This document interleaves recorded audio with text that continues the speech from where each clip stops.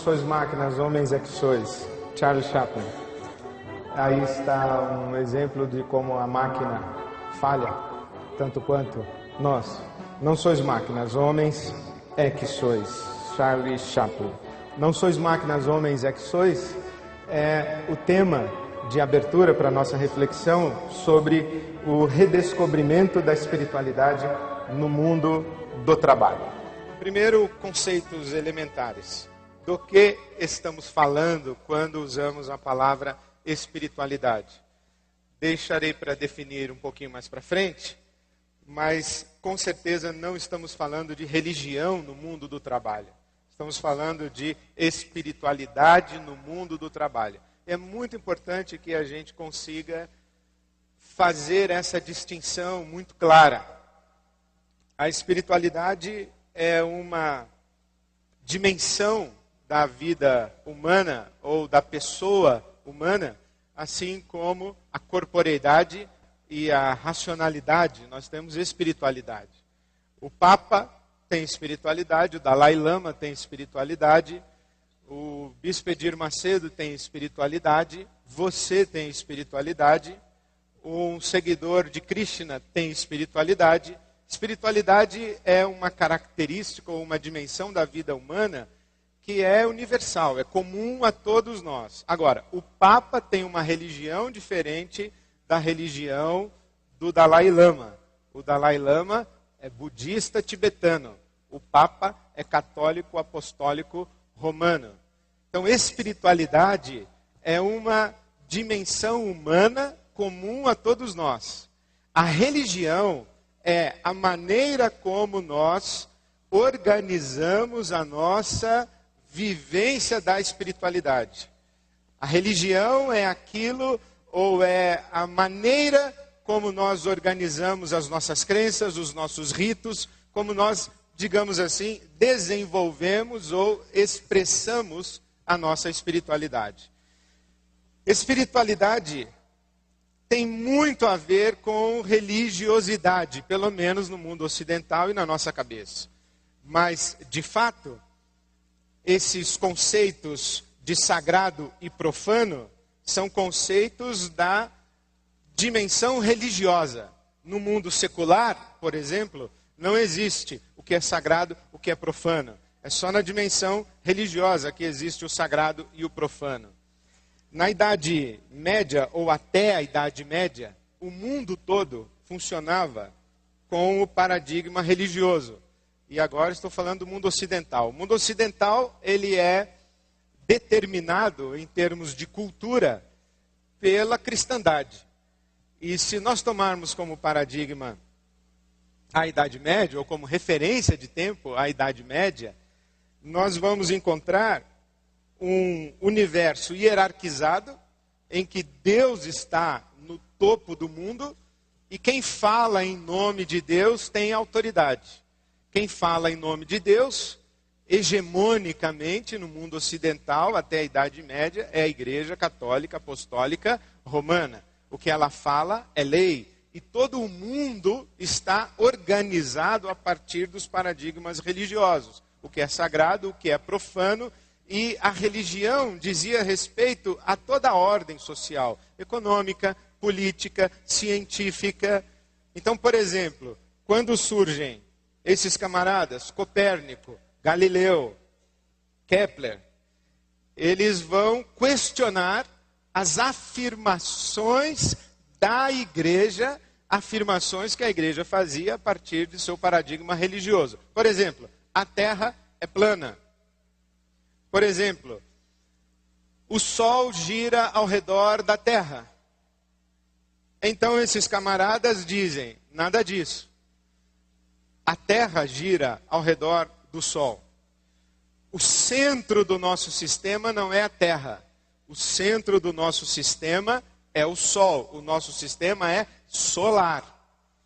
Fogueira para quem disse isso, porque a igreja diz que não. A igreja diz que o centro do sistema é a Terra. Acontece que esses camaradas, eles provam cientificamente, pelo método científico, que a igreja está errada. digamos assim, que a fala religiosa a respeito da realidade do universo está errada. E se a igreja está errada a respeito da realidade do universo, a respeito de que mais a igreja também estaria errada? É aqui, nessa questão, que surge a ruptura entre religioso e secular, entre questão de fé e crença e a questão científica. Por exemplo, a teoria da gravidade é uma questão de ciência. A existência dos anjos é uma questão de fé e de crenças. A vida depois da morte é uma questão de fé e crenças. A fórmula da água é uma questão de ciência. A partir desse momento surge o que nós vamos chamar de modernidade, ou que os teóricos estão chamando ou chamaram de modernidade. É quando o mundo começa a se organizar sem os paradigmas religiosos. É quando Deus não faz parte mais da explicação da realidade. Em que Deus, entre aspas, não é mais necessário com o desenvolvimento científico, tecnológico, etc., etc., com a racionalidade humana, Deus não é mais necessário. Então, por exemplo, até então, uma boa colheita era a bênção de Deus, uma má colheita era a maldição de alguma divindade. Mas depois que se desenvolve a ciência, já não é mais necessária a invocação do divino para uma boa colheita. A gente tem coisa melhor do que a oração. Aqui, o projeto da modernidade se justifica ou se fundamenta nesses 4 pilares. Não mais Deus, mas o homem. Não mais a fé, mas a razão. Não mais a verdade religiosa, mas a verdade da ciência. E o mito do progresso. A ideia de que nós entendemos o universo como o universo é, a nossa razão pelo método científico, por isso que tem o camarada aqui, o René Descartes, que vai dar uma boa base do método científico, e aquilo que a gente consegue comprovar pela ciência, sem a necessidade de Deus, sem a necessidade de fé, sem apelo para o metafísico, para o transcendente, para o sobrenatural, aquilo que pela razão a ciência explica é verdade. Aquilo que é questão de fé passa a ser um aspecto de foro íntimo, muito próximo da superstição e coisa de ignorantes. A ideia da modernidade é que nós, pela nossa racionalidade, conseguimos explicar o mecanismo, o funcionamento da realidade do universo. Com a nossa racionalidade explicando tudo, nós conseguimos administrar, manipular, fazer funcionar do nosso jeito, consertar, quebrar. E nós aplicamos isso para toda a realidade. Veja essa fala do Max Weber, por exemplo. Nos tempos modernos, chega a ciência empírico-matemática e, por sua vez, desaloja a metafísica religiosa, entregando-nos a um mundo ainda mais naturalizado, um universo reduzido a um mecanismo causal, totalmente analisável e explicável, incapaz de qualquer sentido objetivo, menos ainda se for uno e total. O que ele está dizendo é que a ciência substitui a fé. Agora, o universo é máquina. E a ideia de um universo máquina, decodificado racionalmente pelo método científico, gera esse espírito de que nós conseguimos manipular a realidade e fazer mais com ela. Isso chega ao mundo do trabalho. Taylor, e Fayol são os dois teóricos que o Ford vai usar para montar a sua famosa linha de montagem, para estruturar a sua famosa linha de montagem. As teorias da administração, o cálculo de homem-hora, produtividade, quanto tempo demora para desenvolver uma atividade, esse é um mundo máquina. É um mundo máquina trazido para o mundo do trabalho, é um modelo fordista. O modelo fordista, disse o Ricardo Antunes, no Taylorismo fordismo, o operário é uma máquina produtiva, destituída de prerrogativas de participação no processo de organização do trabalho, condenado a uma atividade repetitiva e desprovida de sentido. Veja que é interessante, a ciência olha para o universo como se o universo fosse uma máquina, com todas as suas peças encaixadas perfeitamente. E essa estrutura de máquina do universo é trazida para o mundo do trabalho, em que todas as peças estão encaixadas perfeitamente, e inclusive o trabalhador é uma das peças da engrenagem produtiva. Ele é alienado porque trabalha numa atividade repetitiva, desprovida de sentido, e esse modelo fordista vai gerar, ou vai se basear na massificação, na homogeneização e na verticalização. O que quer dizer isso? O homem massa, o operário massa produtiva, produção homogênea, o que não é muito distante. Você vai, por exemplo, à América do Norte, ainda hoje, e você tem calça tudo do mesmo tamanho. E tudo da mesma cor. Calça caqui, camisa azul clarinha, é tudo trabalhador da Blockbuster. Porque é tudo padrão. Tem tamanho certo, medida certa, é homogêneo. E é vertical, porque quem produz define o que será produzido. Isso gera uma alienação.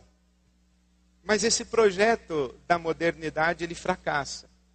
Porque a ideia de que o mundo máquina manipulado pelo homem e a razão humana geraria progresso, e que o ser humano, com a sua racionalidade, conseguiria fazer o mundo funcionar melhor, essa modernidade que vem propondo ordem e progresso, no positivismo de Augusto Comte, por exemplo, ordem e progresso, se as coisas estão bem ordenadas, se as coisas estão bem administradas, se as coisas estão bem calculadas, se nós sabemos como as coisas funcionam, se nós administramos bem o funcionamento das coisas, então necessariamente nós iremos progredir.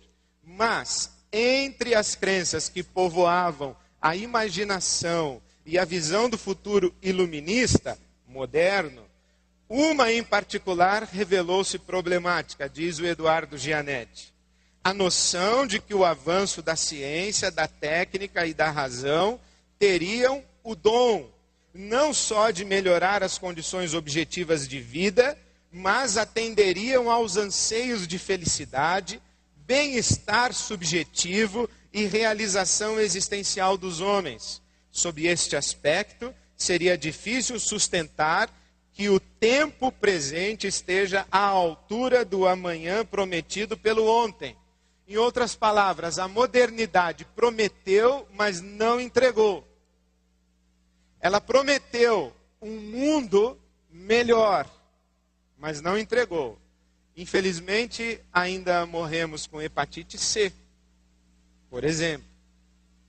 Infelizmente, ainda temos o nosso mundo com um abismo social. Pobreza, miséria, fome, a produção que o extrativismo predatório é resultado dessa mentalidade de que o universo é uma máquina que eu administro e administro bem e vou fazê-lo produzir cada vez mais para mim. Esse tal mundo melhor que a modernidade prometeu, ordem e progresso, não foi entregue pela modernidade. Stefano de Fiores é um teólogo italiano. Ele disse: precisamos oferecer ao mundo moderno um suplemento de alma que permita ao homem evitar ser esmagado por suas próprias produções e encontrar a si mesmo de modo autêntico.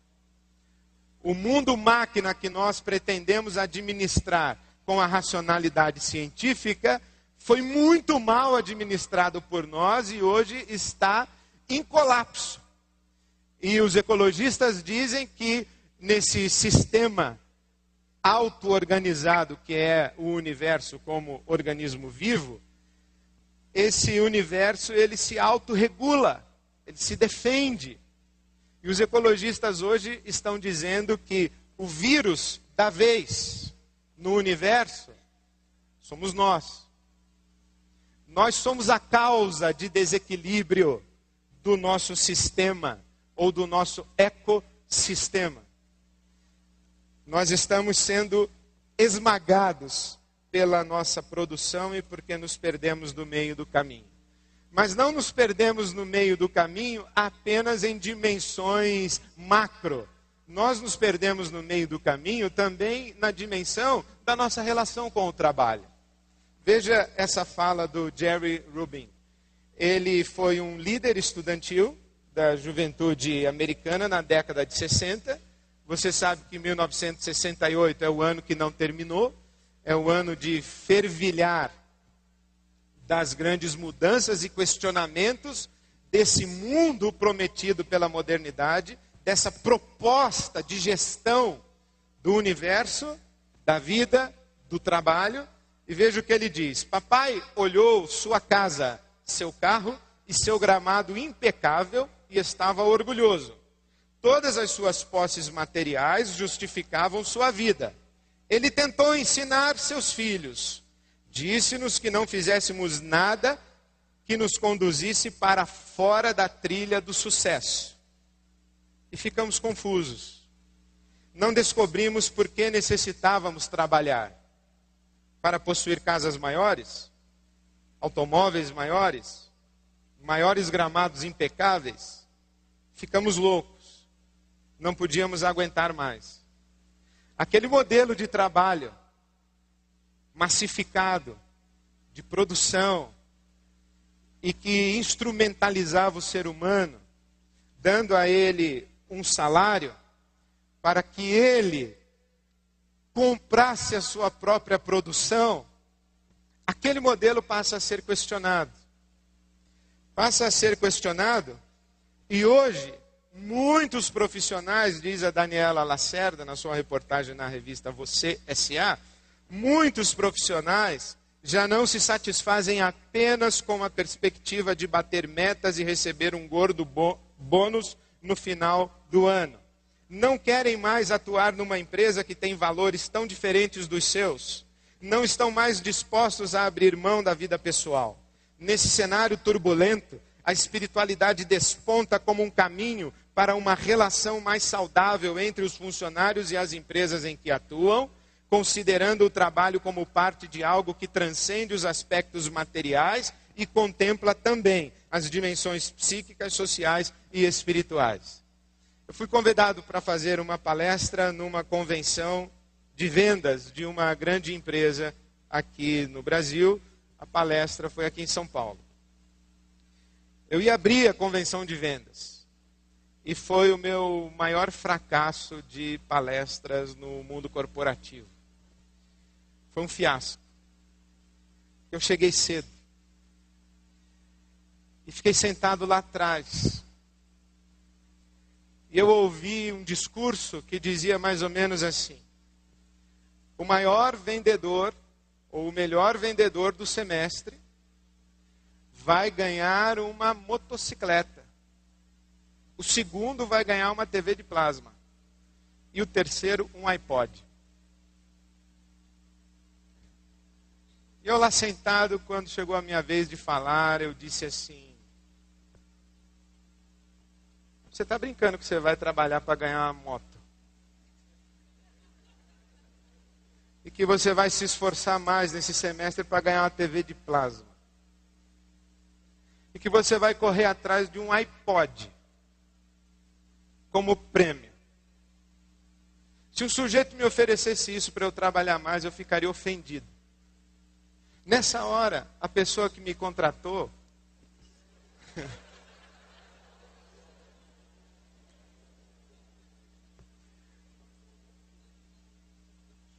Bom, na segunda-feira eu liguei. Falei, olha, eu estou ligando para pedir perdão. Posso devolver o dinheiro da palestra. E estou disposto a fazer qualquer coisa para tentar corrigir o estrago que eu fiz, muito embora eu acredite que seja impossível corrigir o que eu fiz ontem. E ele me disse assim, de fato, foi ruim. Muito ruim. Mas eles gostaram demais. Eles gostaram demais. Porque os profissionais já não se satisfazem apenas com a perspectiva de bater metas e receber um gordo bônus no final do ano. Bom, se os caras não querem trabalhar para receber um gordo bônus, que dirá um iPod no final do semestre. As pessoas hoje não se contentam mais em atividades alienantes, repetitivas, não admitem um envolvimento numa carreira profissional que não lhe faz sentido, vivem conflitos profundos de consciência, trabalhando numa realidade de mercado, numa realidade competitiva e numa realidade corporativa que fere seus valores, sua consciência. São pessoas que são espoliadas de suas melhores competências, de sua energia física. São abusadas na doação de seu tempo. Fui fazer uma outra palestra numa outra empresa da área de saúde. E sempre que eu fui, eu me apresentei como pastor. Lá pelas tantas, alguém me fez uma pergunta e eu disse: se vocês trabalharem com mais decência, com mais dignidade, vocês gerarão menos enfermidades. Enquanto vocês existirem do jeito que vocês existem, eu vou continuar tendo trabalho. O meu emprego está garantidíssimo. Porque o mundo corporativo, o mundo empresarial e a realidade competitiva do mercado é uma máquina de moer gente. E nós não aguentamos mais e não suportamos mais isso. Não imaginamos direito como é que nós conseguimos sair dessa realidade, fugir disso, reinventarmos-nos como pessoas e reinventarmos-nos como profissionais. Mas o fato é que nós estamos em busca de algo que transcenda os aspectos materiais e que contemple também as dimensões psíquicas, sociais, emocionais, espirituais, afetivas e que afete o sentido da nossa existência. É nesse cenário de questionamento da modernidade que surge a chamada ecologia profunda de Arne Naess, este filósofo norueguês. A ecologia profunda diz o seguinte, que o mundo, o universo, não é uma máquina, é um organismo vivo. Que esse universo é uma rede de fenômenos interconectados e uma rede interdependente, uma realidade interdependente. Afirma o valor intrínseco de todos os seres vivos e os seres humanos como parte da teia da vida. Por que chama ecologia profunda e não ecologia? Porque o conceito de ecologia era o universo, digamos, o planeta Terra, e nós, seres humanos, a parte do planeta Terra. O planeta Terra era o espaço ou o ambiente de onde nós extraíamos a nossa riqueza. Nós éramos predadores A nossa atividade era predatória do planeta, porque nós não nos enxergávamos como parte desse organismo vivo. A ecologia profunda diz que não é que existe o planeta Terra e nós estamos do lado de fora agindo sobre o planeta. Não, nós estamos embutidos nessa teia da vida. Esse organismo vivo, nós somos uma parte desse organismo vivo. Nós não somos independentes do organismo vivo. Essa ideia vai gerar, por exemplo, o comentário do Oscar Motomura, da Amana Key, e ele diz assim: se quisermos considerar a administração como ciência, ou seria uma arte, e buscamos praticar a chamada administração científica, não devíamos, pelo menos, atualizar nossos referenciais, alinhando-nos às descobertas da ciência neste final de século, ao invés de continuarmos presos aos princípios científicos do começo do século? O que é que acontece nessa mudança de paradigma científico? Não mais a física é a ciência paralela da gestão, mas a biologia é a ciência paralela da gestão e da administração. Por quê? Porque o mundo não é mais uma máquina. O mundo é um organismo vivo, que se auto-organiza, que se autodefende, que se autodesenvolve e que nos afeta. Então há uma mudança na modernidade. O mundo máquina é a metáfora dominante da realidade. No novo paradigma científico, o mundo é um organismo vivo. E a metáfora de organismo substitui a metáfora da máquina. Agora não é mais a física, é a biologia. Agora não é mais o mundo máquina, é um organismo vivo. E aí a gente vê coisas como o Richard Barrett disse: as organizações são entidades vivas que partilham motivações semelhantes às dos indivíduos. Por exemplo, a gente ouve hoje falar da alma da empresa, a gente ouve falar de empresa que aprende, a gente ouve falar do sentimento da organização. O que é isso? A metáfora é outra. Eu me lembro que estava fazendo uma palestra numa outra empresa e ao final da minha palestra, um senhor levantou-se e disse: pastor, a empresa tem alma? E eu disse: tem. A empresa tem alma. Os senhores chamam a alma da empresa de cultura corporativa. A Bíblia Sagrada chama de potestade.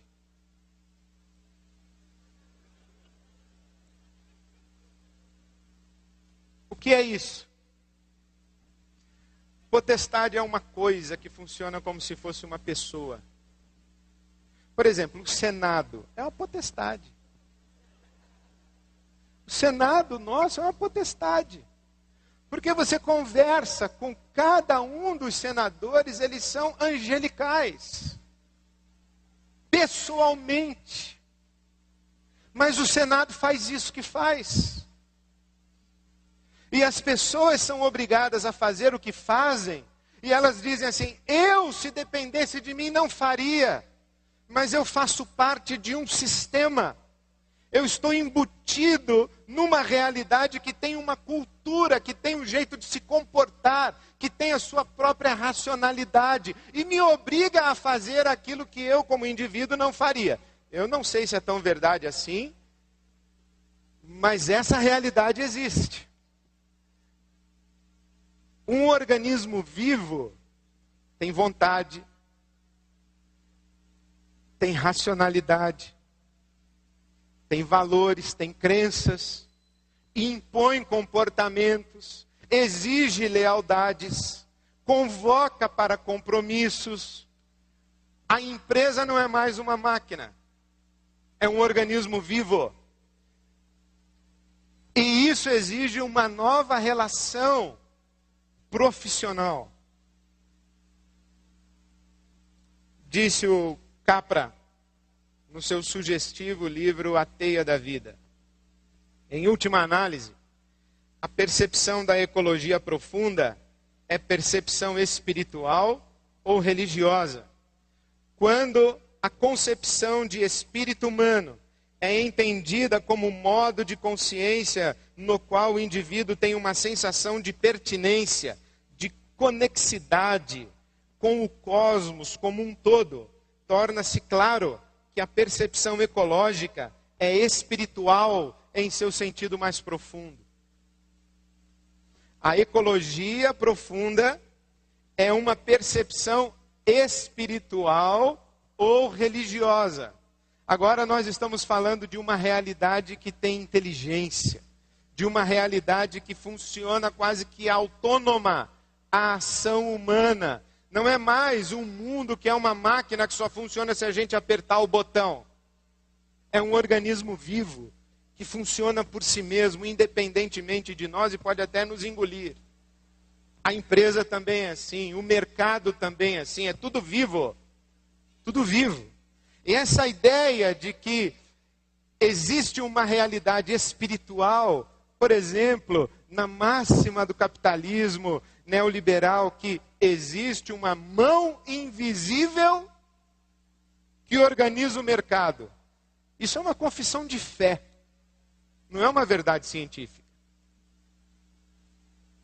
É uma confissão de fé. A mão invisível do mercado. Que é isso? É um mercado vivo. Essa ideia faz nascer uma espiritualidade sem Deus,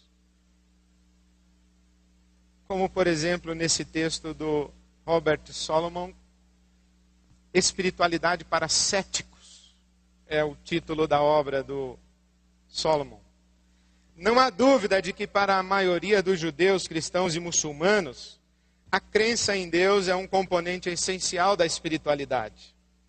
Ainda assim, não é necessário ser religioso, muito menos pertencer a uma religião organizada para ser espiritual. Todos conhecemos pessoas que se afirmam e se acreditam devotas, mas são tão desprovidas de espiritualidade quanto um copo vazio. Você conhece pessoas que se afirmam e se acreditam devotas, religiosas? Gente que diz que acredita em Deus e que é tão desprovida de espiritualidade quanto um copo vazio. Estas percepções do mundo máquina, do mundo vivo, um mundo vivo que é um organismo, que tem a sua dimensão de espiritualidade, vindo na esteira da modernidade que sacrificou a religião como superstição, vai explodir nos nossos dias numa espiritualidade sem Deus e numa espiritualidade sem tutela religiosa. Numa entrevista recente, a intelectual Ann Douglas descreveu sua recuperação do alcoolismo em termos de sentimento de que algo interveio em minha vida. Ela disse: optei por chamar isso Deus. Realmente não sei de que outra maneira descrevê-lo. Ela disse que só se recuperou do alcoolismo. New York Times, outubro de 98, esta reportagem. Ela disse que só se recuperou do alcoolismo porque alguma coisa interveio em sua vida. E esse alguma coisa, ela diz, é Deus. Mas ela não tem nenhuma confissão religiosa. E se você perguntar para ela que Deus é esse, eu não sei se ela sabe dizer, acho que ela não sabe. Ela diz, eu não sei o que é isso, só posso dar isso o nome de Deus.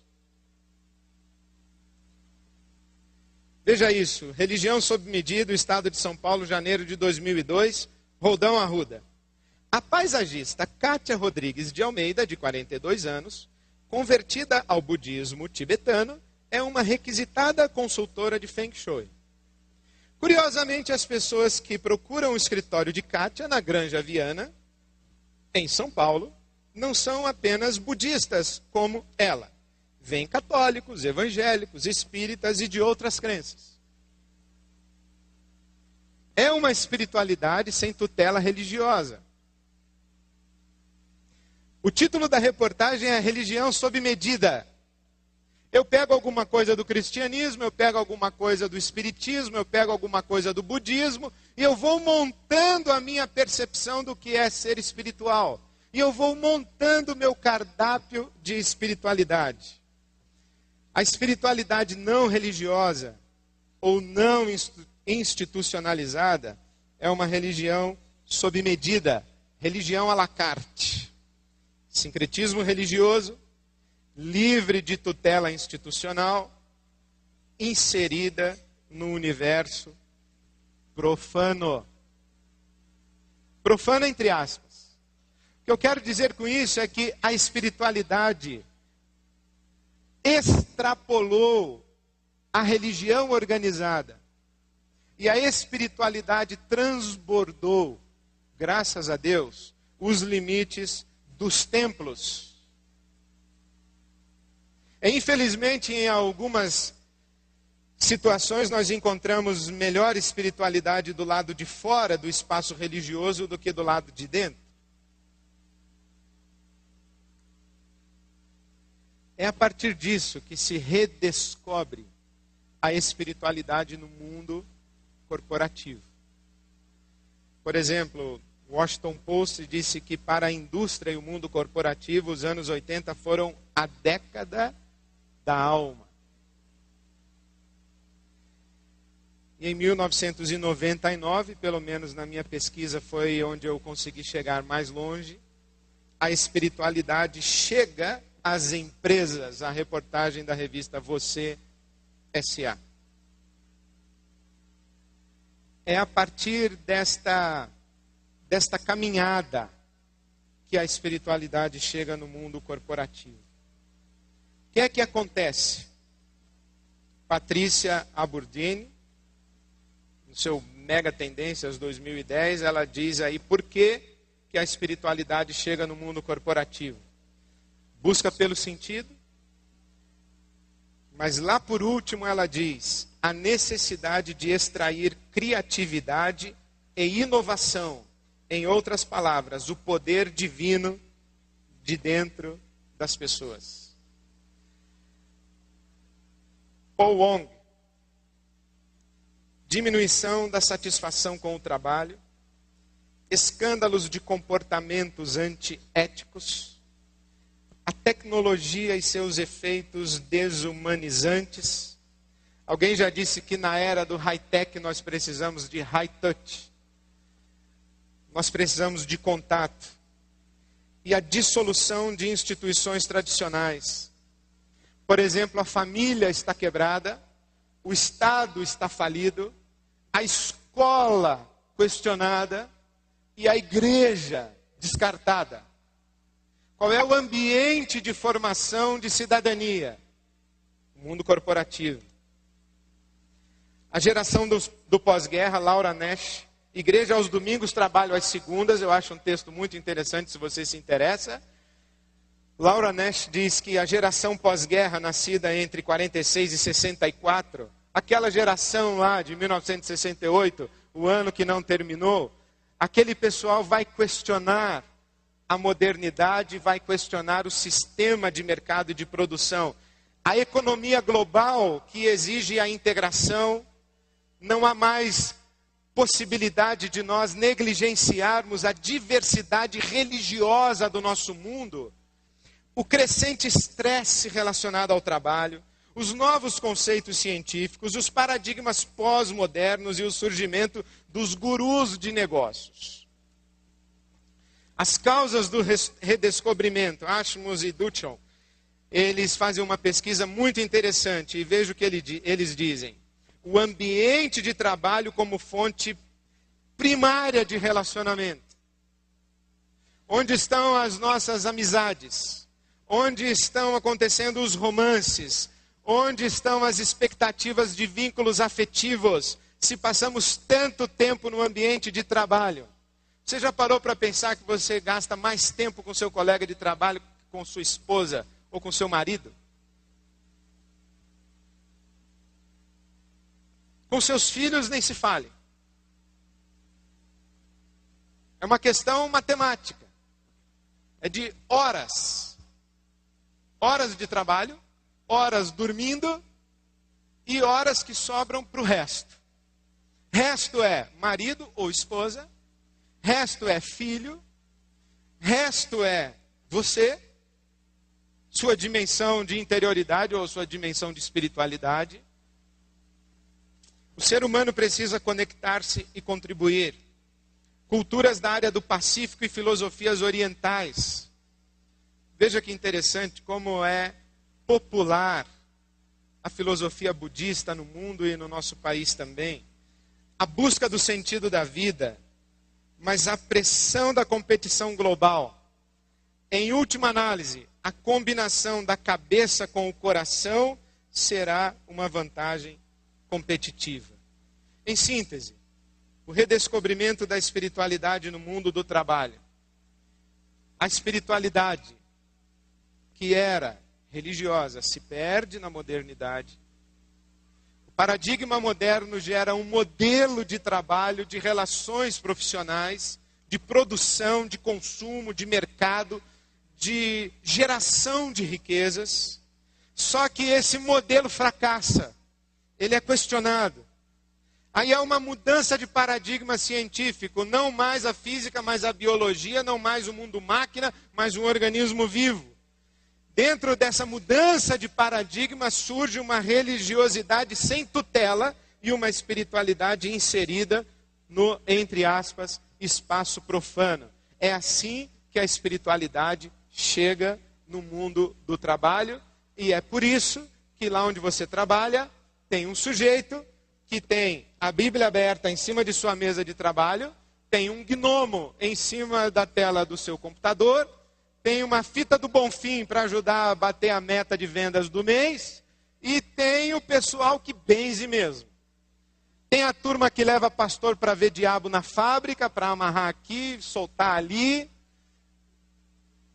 É isso. Não é mais a racionalidade científica. Nós estamos lidando com um organismo vivo com todas as suas dimensões espirituais e todas as suas dimensões de existência e de vida. E aí vale tudo. Vale a boa técnica da gestão, vale o currículo, vale o headhunter, vale o outplacement, mas vale muito mais mesmo, é a oração na vigília para Deus abrir uma porta de emprego. Dá para entender o mundo em que a gente vive é esse. O mundo em que a gente vive é que não é possível mais nós confinarmos a espiritualidade ao espaço religioso. Ele transbordou e o mundo extra-religião descobriu ou redescobriu o valor ou a inevitabilidade da consciência de espiritualidade no seu ambiente. Mas algo que é muito importante que você saiba, é que quando nós falamos em espiritualidade, isso é muito genérico. Espiritualidade o quê? Cristã, budista, islâmica. Se é cristã, é espiritualidade católica romana ou protestante? Se é protestante, é histórica, renovada, pentecostal, neopentecostal ou pós-pentecostal? De que espiritualidade nós estamos falando? Estamos falando da espiritualidade do Padre Marcelo ou da espiritualidade do Frei Leonardo Boff, que não é mais frei, inclusive? De que espiritualidade nós estamos falando? Então eu queria dar a você um conceito de espiritualidade para nós avaliarmos a espiritualidade que existe no ambiente de trabalho e construirmos uma proposta de uma espiritualidade possível no mundo do trabalho. Então vamos lá. Se você entendeu isso aí, você vai entender o que é espiritualidade. Paul Tillich. Quando eu comecei a estudar espiritualidade no mundo do trabalho, eu me vi diante do desafio de encontrar um conceito de espiritualidade que fosse abraçado pelo budista, pelo cristão, pelo muçulmano, inclusive pelo ateu, pelo agnóstico. Aliás, um dos livros mais fascinantes que li nos últimos tempos foi A Espiritualidade do Ateísmo, do André Comte Sponville. Ele diz, o ateu é ateu, mas ele não é porque ele é ateu que ele não tem espiritualidade. Eu digo, claro, espiritualidade é uma dimensão humana. Não é uma prerrogativa de quem tem religião. Muito menos uma prerrogativa nossa, cristãos evangélicos, que estamos acostumados a acreditar que só nós é que povoaremos o céu. Aliás, hoje em dia eu já nem sei mais se é tão seguro assim confundir ser evangélico com ser candidato ao céu. Mas não é sobre isso que eu estou falando sobre espiritualidade. Há um lugar em que o incondicional está presente no mundo finito, nas profundezas da alma humana. Essas profundezas são um lugar onde o finito se toca com o infinito. A fim de lá chegar, o homem precisa despojar-se de todos os conteúdos finitos. Ele precisa renunciar todas as preocupações provisórias em prol da preocupação última. Paul Tillich. Paul Tillich é um teólogo que trabalhou na Alemanha, foi contemporâneo e parceiro de universidade do Heidegger. No primeiro momento da vida do Tillich, ele é socialista. Em 1933, ele vai para os Estados Unidos por causa do nazismo. É recebido na Universidade de Nova York e inicia uma fase da sua produção teológica chamada existencialista. E é esse Paul Tillich que me dá o melhor conceito de espiritualidade que eu encontrei para um espaço não religioso. Estou falando sobre espiritualidade.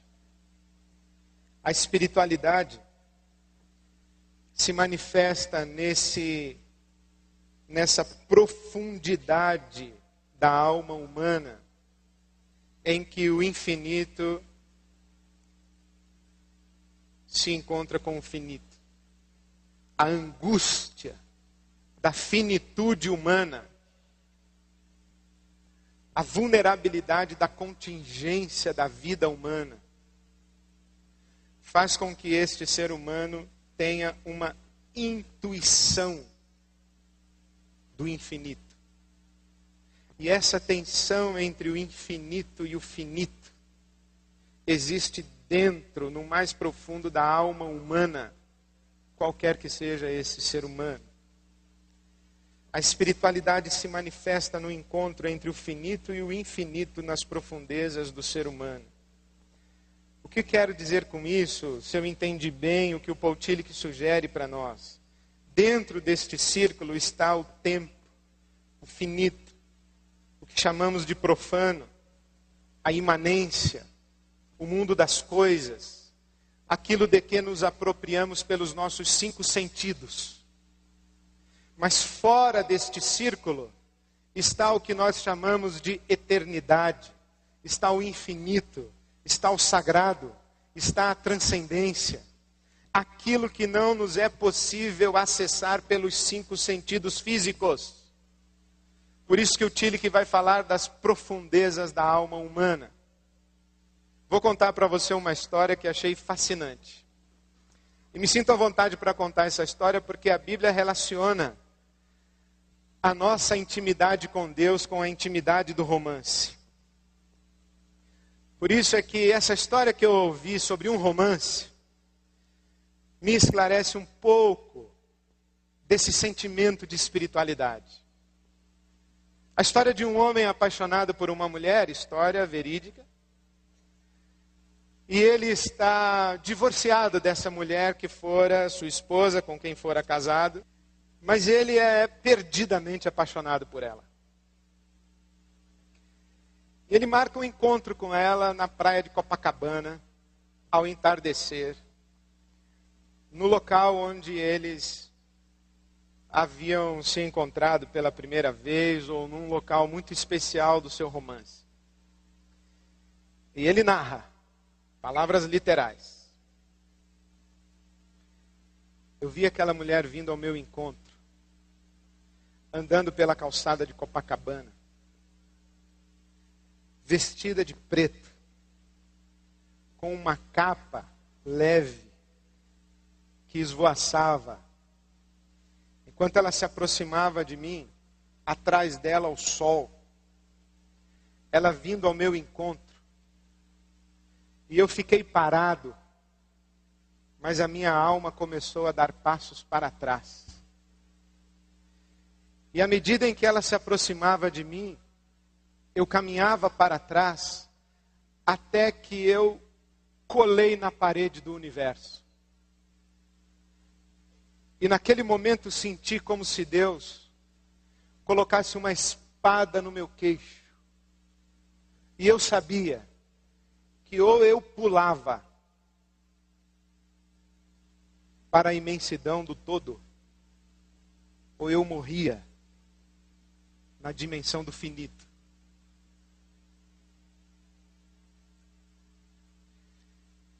Isso é uma experiência de transcendência. Com todo respeito, eu diria, é uma cantada e tanto. Quando você veio em minha direção, eu fiquei congelado, mas a minha alma deu passos para trás até que colou na parede do universo. E eu me vi diante da opção ou de me atirar para a imensidão do todo,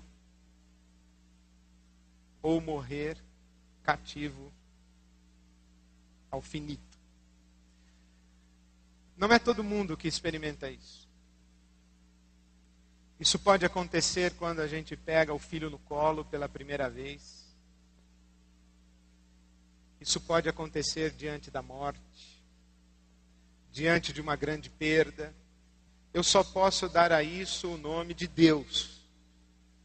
Essa é a experiência da espiritualidade, quando você está no limite entre o finito e o infinito, em que você sabe que aquilo que você vive, que aquilo que você conhece, que aquilo que você sabe, que aquilo que você experimenta, não é tudo, mas você não sabe o que existe para além desse tudo que você vive, sabe, conhece e experimenta. Aí você chegou na dimensão da espiritualidade. Por quê? Porque a espiritualidade se manifesta no encontro entre o finito e o infinito nas profundezas do ser humano. Para nós, cristãos, e agora eu falo da espiritualidade cristã, nós sabemos o que existe para além desta fronteira do finito. Nós não apenas chamamos de Deus. Se Carl Jung estava correto, ele disse, eu não creio em Deus, eu sei Deus. Eu ainda estou tentando entender o que ele disse. Eu não creio em Deus, eu sei Deus. Talvez uma paráfrase de São Paulo apóstolo. Eu sei em quem tenho crido. Seja essa a melhor síntese. Para nós cristãos, nós sabemos que nessa dimensão do transcendente, do infinito, do eterno, é Deus. Que para nós cristãos é Pai, Filho e Espírito. E esse Deus não é uma força, não é uma luz, não é um poder, ele é uma pessoa. É um Deus pessoal, que tem razão, emoção, volição, consciência e autoconsciência. Isso é uma pessoa que tem pensamentos, sentimentos, vontade, consciência e autoconsciência. Por exemplo, este copo, ele é, mas ele não sabe que é. E nem tem crise de depressão. Ele não fica parado na beira da plataforma dizendo, será que eu pulo? Ele não vai beber-me totalmente. A água entra em crise. Não é uma pessoa. Uma pessoa tem razão, emoção, volição, consciência e autoconsciência. E esse Deus triuno, para nós cristãos, ele é revelado, encarnado em Jesus de Nazaré. Esse Deus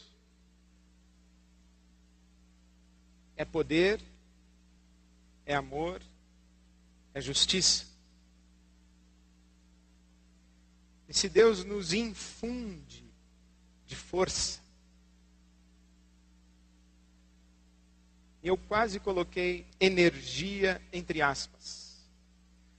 Mas na verdade eu creio que Deus é a energia vital de todo o universo. Inclusive e principalmente da pessoa humana. Deus é amor, o que implica relações. E Deus é justiça, o que implica ética. O paradigma de poder, amor e justiça para nós cristãos é Jesus. É na pessoa de Jesus que nós discernimos o poder de Deus, o amor de Deus e a justiça de Deus.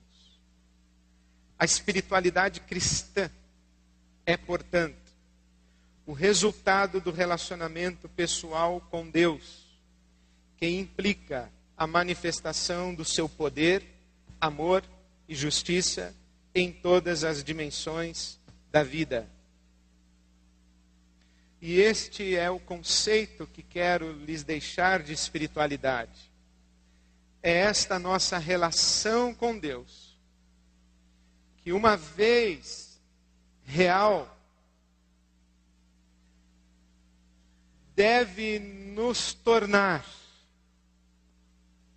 não apenas objetos do seu poder, do seu amor e da sua justiça, mas também agentes do seu poder, do seu amor e de sua justiça, em todas as dimensões da nossa existência, em todas as dimensões da nossa vida, inclusive, no caso para nós, da vida profissional. É aqui, nesse encontro nosso com Deus, que o poder, o amor e a justiça de Deus se manifestam em nós e através de nós, em nós e no nosso ambiente de atuação. Seja a família, seja a sociedade, seja o próprio ambiente de trabalho. Você, se é um cristão, é não apenas objeto do poder, do amor e da justiça de Deus, mas é também responsável por ser um instrumento e um agente de manifestação do poder, do amor e da justiça de Deus. Isto significa que Deus pode e quer capacitá-lo a fazer e ser o que você não faria e nem seria, não fosse por Ele, ou mediante a atuação dEle, ou mediante a interferência dEle na sua vida. Isso implica que você, na sua relação com Deus, é convocado a desenvolver onde você está relações tão profundas que sejam expressões e manifestações do amor de Deus. Com seu chefe, com seu subordinado, com seu fornecedor, com seu cliente, com a empresa com quem você compete, com o seu parceiro. E, portanto, você é convocado por Deus a desenvolver estas relações a partir de uma categoria ética revelada no estilo de vida de Jesus de Nazaré. Nosso trabalho, ou a nossa tarefa, não é simples. É vivermos sob o poder, o amor e a justiça de Deus. E cooperarmos com esse Deus para que os ambientes da nossa influência sejam ambientes onde se manifestem o poder, o amor e a justiça de Deus. Eu lhe pergunto, há espiritualidade no mundo do trabalho? Há. Mas eu lhe pergunto também, há espiritualidade cristã no mundo do trabalho?